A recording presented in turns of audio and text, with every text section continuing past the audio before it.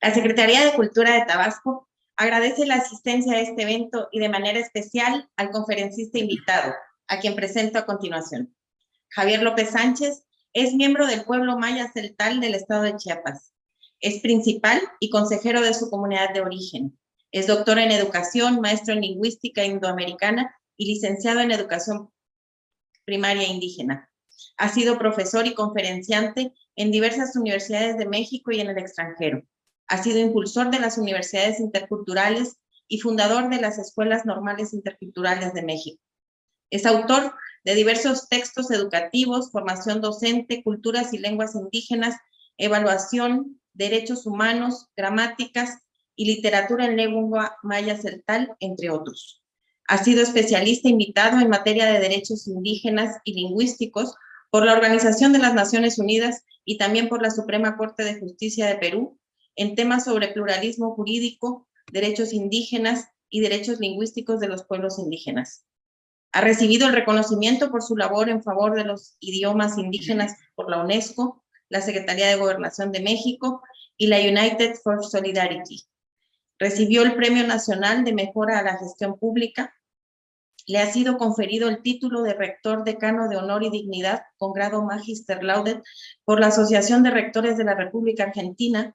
Ha sido condecorado con el título de Doctor Honoris Causa Summa Cum Laude y Doctor en Filosofía de la Educación por la Honorable Academia Mundial de Educación. Es miembro del Parlamento Mundial de Educación. Ha sido funcionario público de educación indígena en Chiapas, fue director de formación docente y director general de educación indígena en la Secretaría de Educación Pública, director de investigación lingüística y director general del Instituto Nacional de Lenguas Indígenas. Presidió también el Secretariado Técnico del Movimiento Nacional por la Diversidad Cultural de México. Ha sido embajador de Paz, Ética Global y Educación en UNESCO para América Latina y el Caribe. Ha sido consultor de políticas educativas de la Organización de Estados Iberoamericanos en México y Paraguay. Actualmente es director de Educación y Desarrollo Sostenible de UNESCO para América Latina y el Caribe. Es miembro de la Coordinación Nacional de Pueblos Indígenas y asesor de diversas organizaciones sociales de pueblos indígenas y afromexicanos.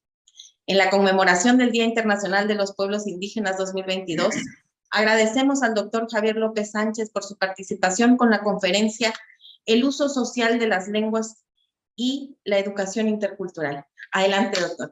Lecay, maestra Elizabeth Lombo Coyalbat Cotán, soconiste Mugultu Neliun Tabasco, soconiste Maya Yilo Ves Oplalul, Yatelul, Ans Batse Ans Unigetita Yun Tabasco, Hayun Ichaspat Jebala Botanik Tapisilik.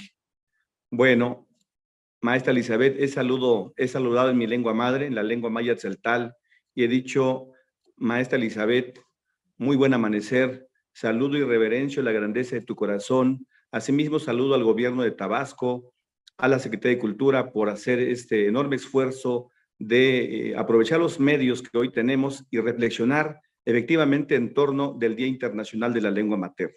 Muchas gracias por la invitación, así que como le decimos en maya tzeltal, la compartencia de la palabra siempre es una oportunidad de aprendizaje en colectividad, en comunidad, así que voy a intentar compartir mi palabra y seguramente las y los que nos estén viendo tendrán sus propias opiniones respecto de este Día Internacional de la Lengua Materna, que desde ya quiero comentar, maestra Elizabeth, desde ya quiero comentar que ojalá no solamente se queden en fiestas, algunos le llaman fiesta, el Día Internacional. Yo preferiría hablar de un día de reflexión sobre la situación que vivimos los miembros de pueblos originarios, y no solamente de Tabasco, no solamente de México, sino del mundo entero, porque desde ya hay que decir que todavía vivimos situaciones de exclusión, marginación, racismo social e institucional, que deviene, por supuesto, de una larga data de historias que tienen que ver con la conformación de los estados nacionales. Así que, maestra Elizabeth, muchas gracias de nuevo y bueno, voy a empezar entonces a compartir esta charla. Quiero comentarles que lo he vivido en tres grandes momentos. La primera parte es un poco la contextualización sobre el origen de los pueblos originarios. En un segundo momento estaremos hablando de la narrativa jurídica, de cómo ha sido la narrativa jurídica en relación a los pueblos originarios. Y finalmente tendremos algunas conclusiones finales que tiene que ver con ideas que estoy compartiendo ahora en torno de lo que yo le llamo la política intercultural del lenguaje en México, en América Latina y en el mundo. Bueno, la primera parte la quiero empezar, maestra Elizabeth, con un pensamiento maya tzeltal. En maya tzeltal, mi viejo abuelo me decía, chintatil, tejate chich baguetat, tejone chich baguetonu, tejate chintatil ay villa anata botan soktajol, tejate ay bimashana, tejone ay bimahnauk. Hay un chintatil, ay abaita botan, ay abaita hol, halek lokan, kopohan, anan sok te yantik otaniletike. Menete mihiches pastike, hichum pahal, yash chiotik talek. Te mihiches pastike, hichum pahal, yash mugubotik talek. Te mihiches pastike, hichum pahal, yash lekubotik talek. Te mihiches pastike, hichum pahal, yakich bekites lekuptesel teslumaltike. Lo que dije en maya tzeltal es lo siguiente, en un sentido de interpretación y no de traducción. Decía mi viejo abuelo maya tzeltal de Chiapas, mi pequeño padre, tú eres de sangre y carne, yo también soy de sangre y carne. Mi pequeño padre, tú algo sabes, yo también algo sé. Mi pequeño padre, tú algo no sabes, mi pequeño padre, yo también algo no sé. Entonces, mi pequeño padre, es mejor que nuestros corazones se encuentren, que caminemos juntos, que hablemos, que dialoguemos, mi pequeño padre. Porque si así lo hacemos, solo entonces así crecemos, así florecemos y así fructificamos todas y todos. Además, mi pequeño padre, si así le hacemos, solamente así traemos el buen vivir para nuestra comunidad. Esto es palabra y pensamiento maya tzeltal. En alguna ocasión, dando una conferencia en Venezuela, me dijeron, es poesía. Y yo les decía, no, la poesía tiene otro sentido. Esto es pensamiento maya tzeltal, en tanto que todo el contenido, que no lo voy a explicar ahora, tiene un contenido ético, filosófico, de vida, en el sentido que de entrada inicia diciéndole al niño, pequeño padre. Hay toda una explicación semántica ahí. No le está diciendo el niño que no sabe, el niño mocoso que no sabe. Es el pequeño gran padre. Hay una primera reflexión ahí profunda de cómo es la relación adulto y niño, por ejemplo, ¿no? Y luego, un segundo momento tiene que ver con el humanismo. Cuando dice, tú eres de sangre y carne, y yo también soy de sangre y carne, bueno, estamos hablando de uno de los ejes rectores de los derechos humanos, que es la dignidad de toda persona. Igual hay mucho que explicar ahí, pero no me voy a detener ahora en ese momento. Y el tercer momento tiene que ver con, nunca creas que lo sabes todo y tampoco creas que los demás no saben nada. Y la propuesta ético-epistémica, filosófica es, mejor dialoga con los otros corazones, habla, ábrete, habla con los otros corazones. ¿Cuál es la consecuencia positiva de esta dialogicidad, de esta compartencia de la palabra en comunidad? Dice mi abuelo, dice, si así lo hacemos, así crecemos. Fíjense nada más, el concepto plural, no está hablando en singular, no está hablando individualistamente, sino en colectivo, porque mi abuelo dice, porque así crecemos, florecemos y fructificamos todas y todos. Y el segundo gran momento de esta parte positiva, de este pensamiento, si lo lleváramos en la práctica, dice, así traemos el bien para nuestra comunidad. Hay un pensamiento entonces colectivista, un pensamiento ético comunitario de la relación. Pero también cuando dice mi viejo abuelo, así traemos el buen vivir para nuestra comunidad, no solamente se está refiriendo a la relación hombre-mujer, mujer-hombre, niñas, niños, adultos, se está refiriendo en estricto sentido y a profundidad también nuestra relación con la madre naturaleza. Y supongo yo que mi viejo abuelo lo decía, porque también nos hemos vuelto indiferentes a todo. No solamente nos hemos vuelto indiferentes al otro, a la otra, a la mujer, al niño, al adulto mayor, a las personas con alguna discapacidad, sino nos hemos vuelto indiferentes en el siglo XXI a la madre tierra, a la madre naturaleza. Estamos socavando esa naturaleza que nos da vida, que es donde nos desenvolvemos. Bueno, quise empezar con este pensamiento filosófico porque desde ya en este primer momento que estoy contextualizando esta charla, quiero decir entonces que el binomio lengua y cultura nos recuerda que existen expresiones y visiones particulares de la vida. Existen maneras de organizarse de un modo distinto, existen maneras de curarse, de hacer justicia, de una forma diferente de nombrar autoridades, una forma, por supuesto, diferente de relacionarse con la madre naturaleza y con la tierra. Y existen modos diferentes de educarnos. Bueno, desde ya, pues, nuestra lengua materna, minoritaria o no, llámese inglés, francés, celtal, tzotzil, zoque, Odam, bueno, hablando de las lenguas de Tabasco, las lenguas maravillosas de mis amigos poetas y del pueblo de Yucatán y todas las lenguas de Tabasco, por supuesto, que desde aquí les mando un gran saludo. Hay que decir entonces que la lengua materna, y lo quiero decir a propósito también porque luego hay equívocos, decimos lengua materna y pensamos lengua indígena. No, la lengua materna es aquella con la que fuimos imbuidos desde el seno materno al nacer, y es la forma en que nos empezamos a expresar y a nombrar el mundo tierra.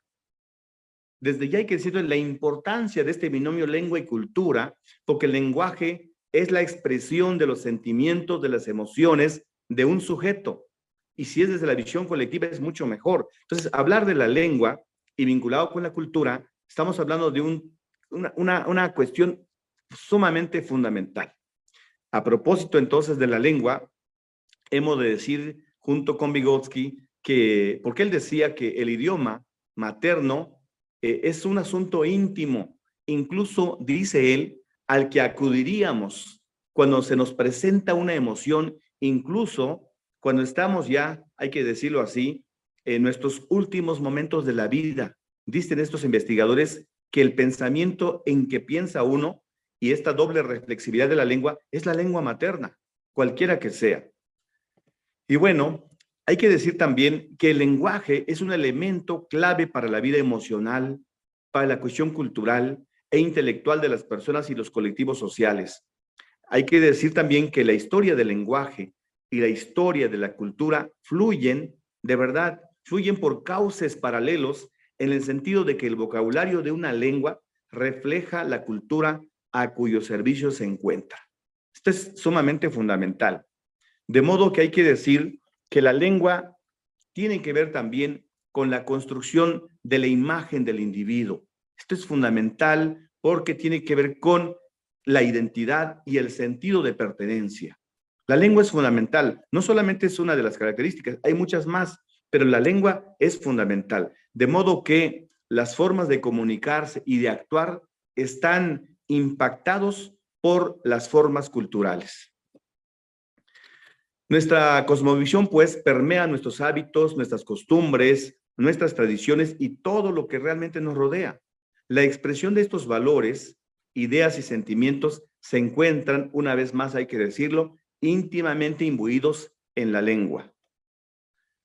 Quiero también comentar que con la adquisición de la lengua en el seno de una cultura, no solo se aprende una forma específica de comunicarse con los demás y con la realidad, sino que se hereda una manera de pensar, una manera de significar el mundo, los valores, la vida, los usos y la visión sobre este mismo.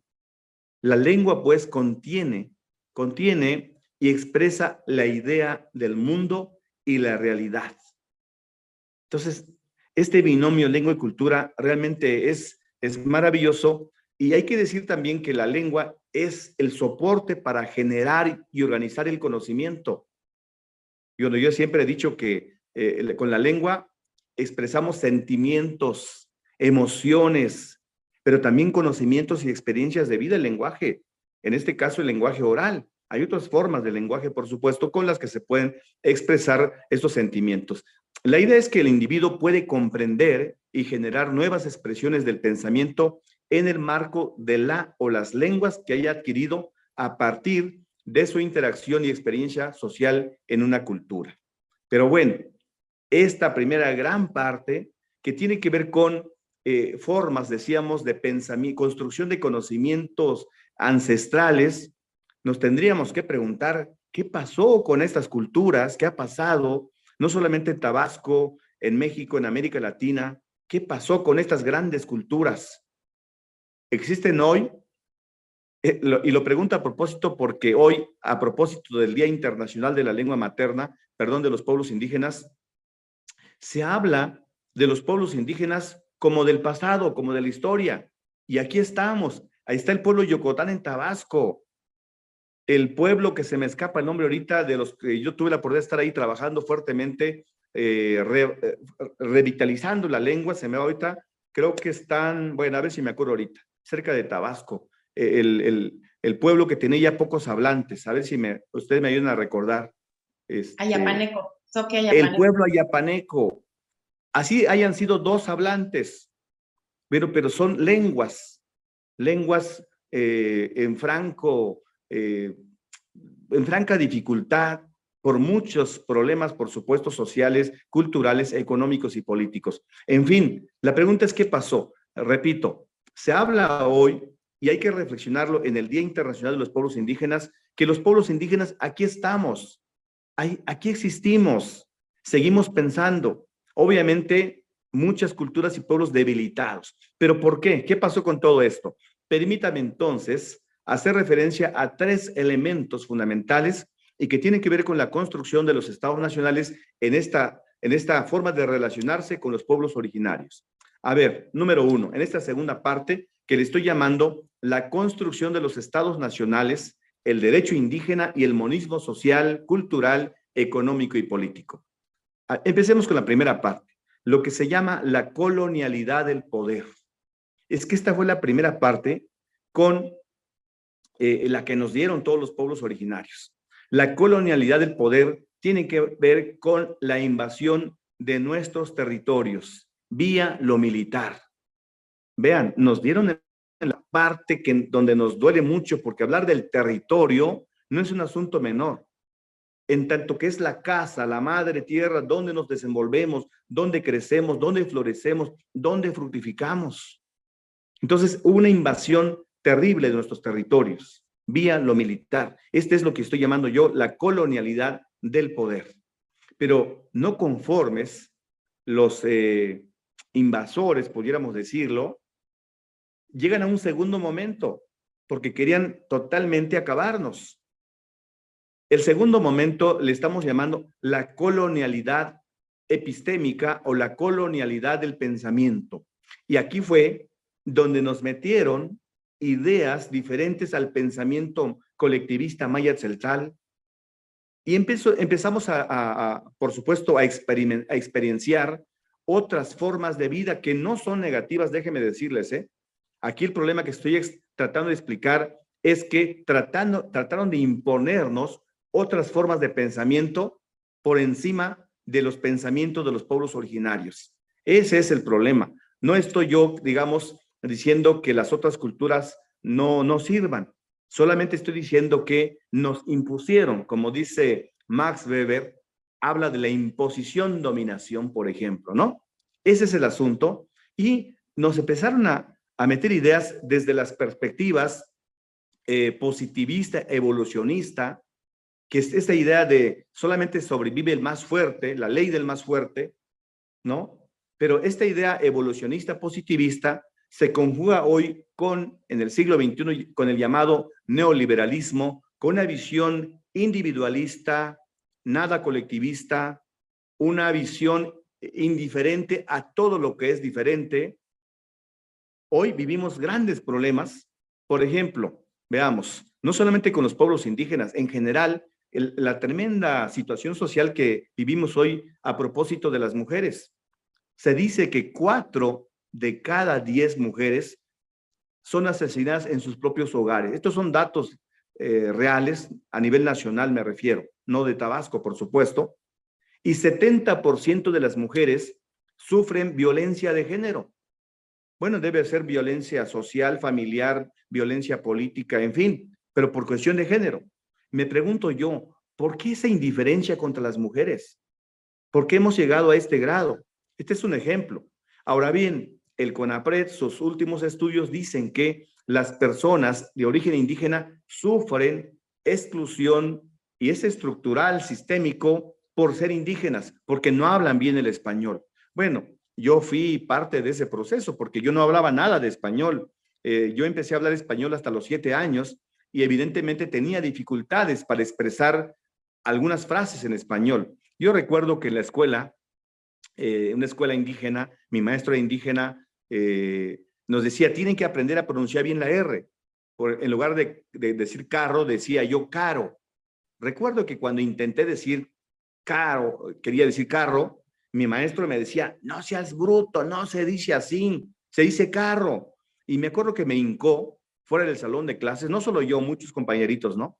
Y nos hizo repetir 100 veces la palabra carro. Bueno, en ese momento, seguro que no lo pude pronunciar, porque no es un asunto de ser bruto o no. El asunto es que estamos hablando de la diversidad lingüística. Y ya después estudié lingüística, ya grandecito entendí que realmente nunca fui bruto. Simplemente que la R, en tanto que no era parte de mi aparato fonador, no podía pronunciar la R. Como la gente que no es de origen indígena, una de las características de mi lengua celtal es que son lenguas glotalizadas y decimos kin. Mi hipótesis es que la persona que no habla el celtal va a decir kin en lugar de kin. Pero el hecho de que no pueda pronunciar la palabra kin no quiere decir que sea una persona bruta. Es que tiene otra lengua y los sonidos de su lengua son diferentes a la lengua maya celtal. Y bueno, hay muchos equívocos ahí diciéndole a las lenguas indígenas como los dialectos y no las lenguas. Son equívocos conceptuales. Todas las lenguas del mundo, inglés, francés, yocotán, celtal, tzotzil, son lenguas o idiomas y todas estas lenguas tienen, por supuesto, variantes dialectales, llámese dialecto, es decir, las formas particulares de uso de una lengua. El español mismo, el español de Tabasco varía con el español de Chiapas, con el español de Yucatán, con el español de Argentina. Hay una variación del mismo español. Esos son los dialectos, las variantes dialectales. Entonces, repito, estamos hablando ya del análisis crítico de qué pasó con estas grandes culturas, estas grandes civilizaciones, estas otras formas de pensar, modos otros de pensamiento. Estamos diciendo entonces que tiene que ver con este punto 2 que le estoy llamando yo la colonialidad epistémica o la colonialidad del pensamiento. Y hay que decir desde ya que la educación, por supuesto que ha jugado un papel importante para meternos esas otras formas de pensamiento, de modo que, como ya decía, nos hemos vuelto hoy individualistas, indiferentes a la madre tierra. No nos importa si está lleno de basura nuestros ríos, no nos importan nuestras montañas, y hoy en la educación ni siquiera se reflexiona con nuestros niños de dónde viene el agua. Cuando toca el tema de los 3 estados del agua, pasa desapercibido el estado líquido, sólido, gaseoso, pero sin profundidad. Yo digo siempre que en las escuelas tendríamos que pensar, niñas y niños, formar sujetos críticos y reflexivos es, a ver, niños, eso que estamos tomando, ¿cómo se llama? ¿De dónde viene? ¿Qué pasa si no hay árboles? Tendríamos que profundizar más. La educación tendría que ser una educación más crítica, transformadora, intercultural crítica, por ejemplo, ¿no? Bueno, decíamos también que esta educación positivista, evolucionista, individualista, materialista, neoliberal, nos ha llevado a estos grandes problemas, la descohesión familiar, la descohesión social. La descohesión social es tremenda, ya puse unos ejemplos relativos a las mujeres, relativo a los pueblos indígenas, pero también el pueblo afromexicano, afrodescendiente, sufre tremendos procesos de descalificación, de exclusión, ¿no? Y bueno, hay otros sectores que sufren exclusión. Entonces estamos hablando de una exclusión estructural y sistémica.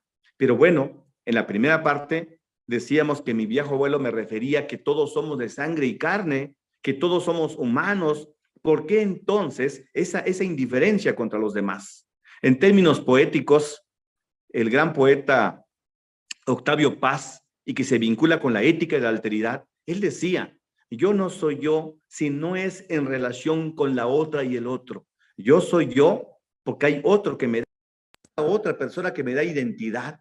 Resulta que lo trato mal, resulta que lo excluyo, lo discrimino. Entonces, ¿cuál humanidad? En el siglo XXI nos estamos deshumanizando. Hay personas, déjeme referir dos conceptos, que están diciendo que estamos viviendo en el siglo XXI. Yo espero que en Tabasco no esté pasando eso. En otras partes sí. Estamos viviendo una etapa que le llaman la era de la perplejidad social. Qué terrible, ¿no? La era de la perplejidad social. Eso es realmente terrible. Y tiene que ver con esto que decíamos, la descohesión social. Y tiene que ver con la visión monista excluyente de los estados nacionales. Bueno, hoy estamos viviendo, afortunadamente, esa es mi opinión, cada participante tendrá su opinión. Creo que estamos viviendo una etapa diferente de la vida nacional de México, por ejemplo, y de Tabasco, una etapa de transformación social, una etapa, como dice el presidente de la República, Andrés Manuel López Obrador, dice que nadie se quede atrás, que nadie se quede afuera. El reto es cómo jalamos todos, gobierno y sociedad, y vamos todos saliendo adelante, porque todos estamos en busca de ese cachito de felicidad, y tiene que ver con los 4 componentes que se discuten desde la UNESCO. El número 1 es la cuestión, el desarrollo social, donde está el tipo de educación, el acceso a la salud con calidad, el acceso a la justicia y la seguridad alimentaria. El segundo gran eje tiene que ver con todo el ámbito del desarrollo cultural, el arte y la cultura, la música. Eso hace realmente un crecimiento tremendo al ser humano. Pero pareciera ser que es todo muy superficial y no queremos realmente un engrandecimiento de cada ser humano. La línea 3 tiene que ver con el tipo de economía. O tenemos una economía neoliberal, materialista, o tenemos una economía social y solidaria. Y la cuarta línea tiene que ver con la parte política. ¿Qué tipo de políticos y políticas se implementan? Bueno, hemos vivido políticas, ya lo dijimos, de exclusión total, políticas asistencialistas. Y necesitamos hoy una política que atienda pluralistamente a la sociedad, políticas públicas, de modo que no se excluya a nadie, que los pueblos originarios, que los pueblos indígenas estén atendidos en la parte del desarrollo social con calidad y con dignidad, el desarrollo cultural no folclorista, el desarrollo económico desde la base comunitaria y obviamente que propiamente de la parte política no haya exclusión de los pueblos originarios, mujeres y hombres. Y bueno, paso a la parte 3. La tercera parte es terrible. Es la colonialidad del ser. Y esto es terrible. No conformes con la invasión de nuestros territorios, nos imbuyen pensamientos individualistas, ya lo dijimos. Y el tercero tiene que ver con la colonialidad del ser. Pongo un ejemplo. Los pueblos originarios. ¿Quieres ser mexicano? Deja tu lengua y tu cultura. Por eso es que hoy, de los cerca de 25 millones de personas que nos autoadscribimos como miembros de un pueblo indígena en todo México, ya solamente cerca de 7 millones hablamos una lengua. Más de la mitad ya no hablan su lengua. Muchas personas, yo espero que en Tabasco no pase eso, muchas personas niegan su identidad. No quieren ya hablar su lengua. En los entornos familiares ya no existe transmisión generacional de la visión. Estas cosas que pasan en el ámbito comunitario, el uso social de la lengua, el disfrute de la lengua en el ámbito familiar y comunitario, no se da ya, no hay transmisión generacional. Y si no se da la transmisión de la lengua de generación a generación, evidentemente irán disminuyendo el número de hablantes. En el ámbito de la política lingüística se dice que una forma concreta de extinción de una lengua es la disminución del uso social de la lengua, el uso de los hablantes mismos. Desde ya quiero invitar a mis hermanas y hermanos de Tabasco y de todo el mundo de México que no haya como una especie de hoy no circula para las lenguas. como pasa con el programa de la Ciudad de México. Las lenguas indígenas deben circular en todo momento, en el ámbito familiar, comunitario, en las tiendas, en los camiones y en las escuelas. Desde la primera infancia, preescolar, hasta el nivel universitario, que se use la lengua para la reflexión, no solamente para pedir agua, que se use la lengua. Bueno, les quiero compartir que yo quisiera ver a mi lengua maya tzeltal todoterreno, mi lengua maya tzeltal, la lengua yocotán, para la ciencia, para la filosofía, para la discusión, para la argumentación. Es decir, aspiramos a ver una lengua todoterreno. Entonces, la colonialidad del ser tiene que ver con un proceso de alienación, de enajenación del sujeto, de sujetos que se avergüenzan de sí mismo. Y no, quiero invitarlos a todas y todos que tenemos que sentirnos orgullosos de nuestro origen. Repito, Tzeltal, Tzotzil y Yocotán, sentirnos orgullosos de lo que somos y hablemos inglés, francés, nos movamos en el mundo, somos ciudadanos del mundo. Los pueblos originarios, otra vez refiriéndome al presidente, ojalá nos movamos en el mundo porque nos gusta y no por necesidad, como muchos hermanos se mueven a Estados Unidos porque no hay trabajo en sus ámbitos locales. Yo tengo la fortuna de moverme en muchos países del mundo y es maravilloso hablar muchas lenguas. Y me encanta hablar mi lengua maya tzeltal, por eso empiezo siempre usando mi lengua maya tzeltal. Es maravillosa, es filosófica, poética, dicen algunos. Y eso yo no lo sé de cierto, que lo digan los que nos escuchan, pero yo sí puedo atestiguar que las lenguas contienen pensamientos ético-filosóficos.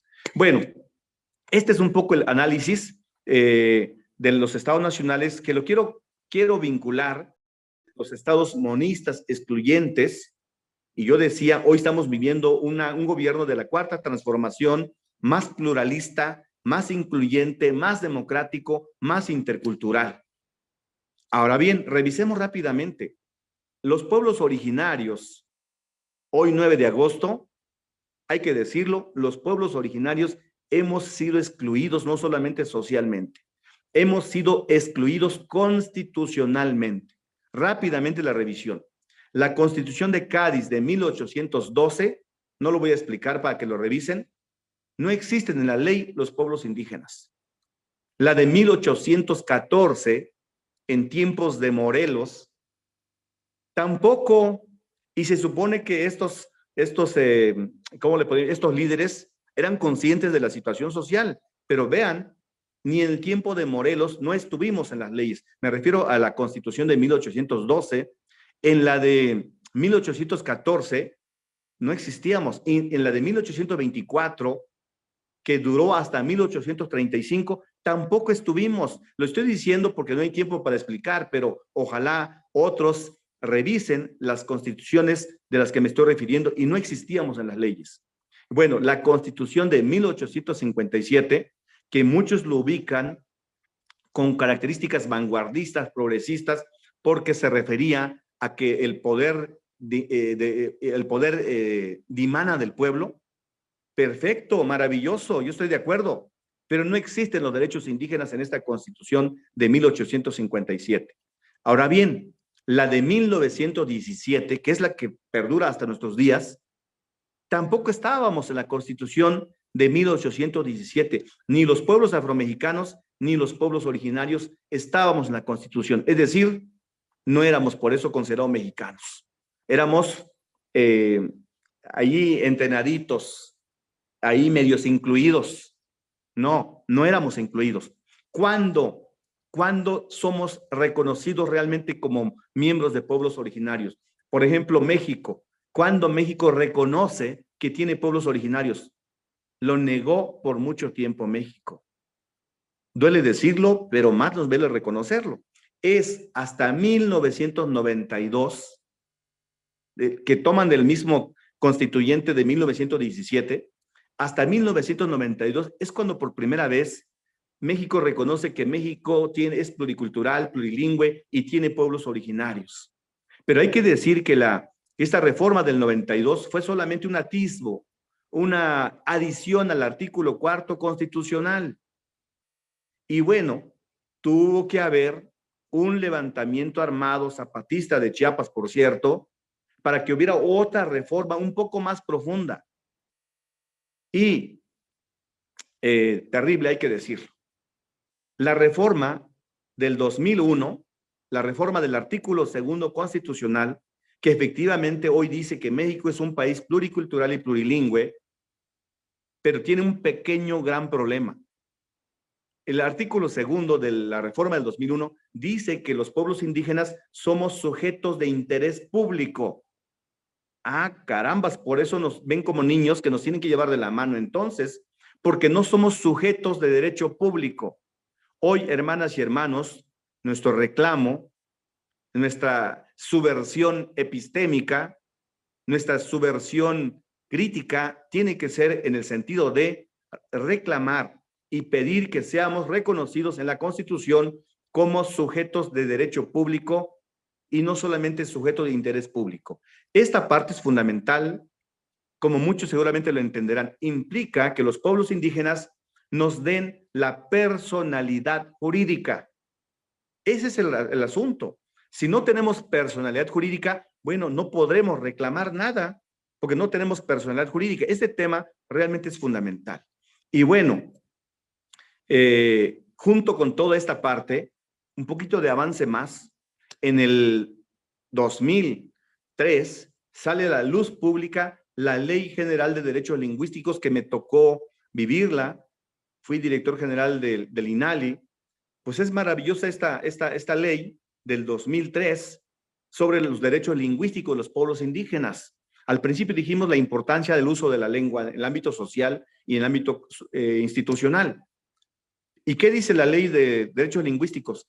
Dice, en este momento mismo, que las lenguas indígenas, el español, que es nuestra otra lengua, y la lengua de señas mexicana, son lenguas nacionales, con la misma validez jurídica. Es decir, que en este momento mismo, 2021, no hay una lengua oficial, hay lenguas nacionales. ¡Qué maravilla la ley! El problema es que pareciera que el español sigue siendo la lengua oficial porque es la que aparece en los medios de comunicación, es la que está en la educación, en la salud, en la justicia. Imagínense en la justicia, pueblos originarios. Fui cuarto visitador de derechos humanos y me tocó ver que hay más de 6,000 personas, ¿cómo le prefiero llamar? Hay más de 6,000 personas en las cárceles del país, privadas de su libertad. ¿Saben por qué están en las cárceles del país? Porque no tuvieron un intérprete. Esta es una violación de un derecho humano fundamental. El artículo 2 mismo dice que toda persona tiene derecho a un intérprete. Bueno, pues no existen intérpretes. Yo como director del INALI impulsé la formación de intérpretes y traductores. Hoy, no sé cuál sea la razón, no se están tomando en cuenta los intérpretes y traductores. Y es que hay más de 1 millón de personas en todo el país que solamente hablan su lengua indígena. Eso es en el ámbito de justicia. Imagínense en un centro de salud que un hombre o una mujer van al centro de salud. No hablan español, solamente hablan el yocotán. No hablan español. Si no son atendidos en su lengua, ¿saben una cosa? Puede significar la vida de esa persona. Y no estamos hablando de la dignidad de las personas. Bueno, en fin, artículo 3, entonces, del 2001, de las lenguas indígenas de 2003, perdón, es realmente importante porque tiene que ver con la validez jurídica de las lenguas indígenas. Ahora bien, voy terminando con esta parte. Hoy hay un cambio fundamental.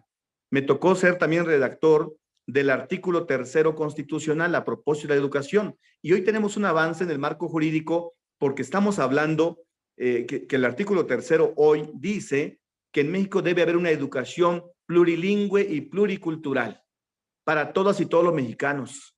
Es decir, hoy tenemos una ley que impulsa la Ley General de Derechos Lingüísticos. Entonces, hoy debe haber una educación que tome en cuenta la lengua materna de las niñas y los niños, que tome en cuenta sus culturas desde sus ámbitos comunitarios. Ya está la ley del artículo 3, una educación altamente humanista, incluyente, pluralista, progresista, una educación con sentido humano.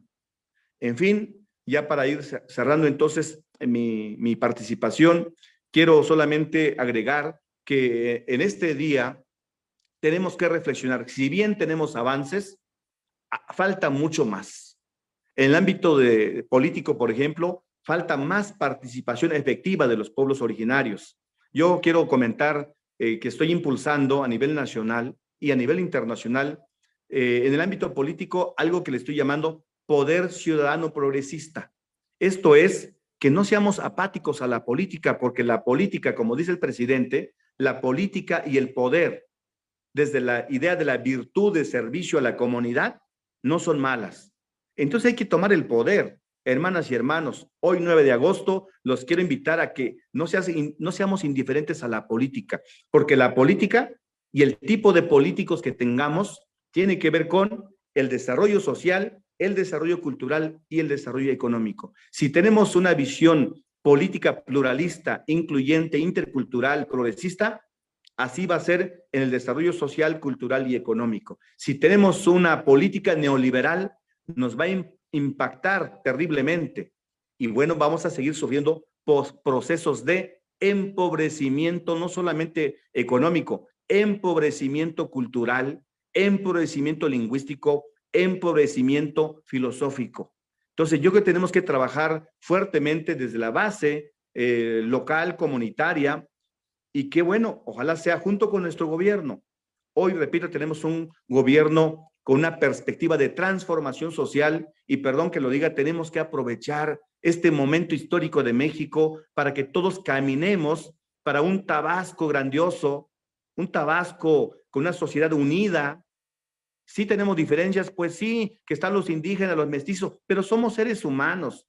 Yo quiero invitarlos a la reflexión de que más allá de nuestro color de piel, nuestra lengua, nuestra cultura, todas y todos somos seres humanos, niñas, niños, mujeres, hombres, adultos mayores, indígenas, afromexicanos, todos, como dice mi abuelo, todos somos de sangre y carne. Construyamos pues una sociedad altamente resiliente y para que no nos pase lo que dice Edgar Morán. Morán dice que estamos dejando de ser Homo sapiens para ser Homo faber. Estamos dejando de ser Homo sapiens para ser Homos delirios en el siglo XXI. Dice Morán, eso también es terrible. Una sociedad delirante, bueno, lo vivimos con la pandemia. Y justamente, y con eso quiero cerrar, la pandemia nos demostró cuál vulnerables somos todas y todos. No importa el color de piel, no importa, somos vulnerables todos. Entonces yo quiero invitarlos a que reflexionemos desde nuestro ser humano, para que actuemos como ser humano en relación con el otro.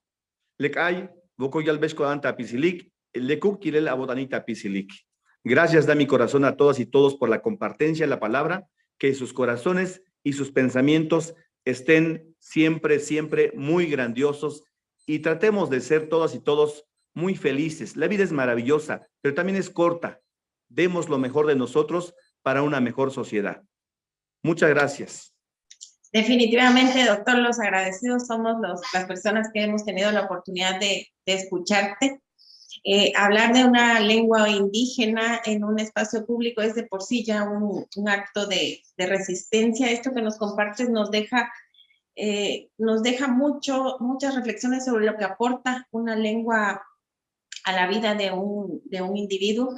La posesión de una lengua indígena que al igual que cualquier otra lengua, abre nuevos horizontes, pensamientos, nuevas maneras de comunicarse y, por supuesto, mucho conocimiento, ¿no?